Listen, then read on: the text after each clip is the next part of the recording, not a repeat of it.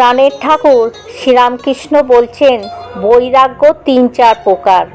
সংসারের জ্বালায় জ্বলে গেরুয়া বসন পড়েছে, সে বৈরাগ্য বেশি দিন থাকে না। হয়তো কর্ম নেই, গেরুয়া পরে কাশি চলে গেল।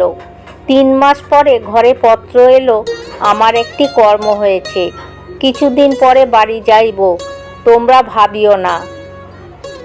আবার সব আছে, কোনো অভাব নেই, কিন্তু কিছু ভালো লাগে না।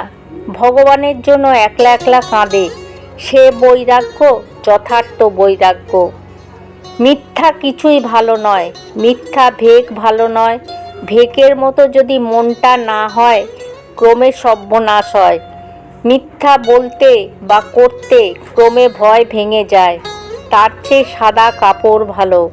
মনে আসক্তি, মাঝে মাঝে পতন হচ্ছে, আর বাহিরে গেরুয়া, বড় ভয়ঙ্কর।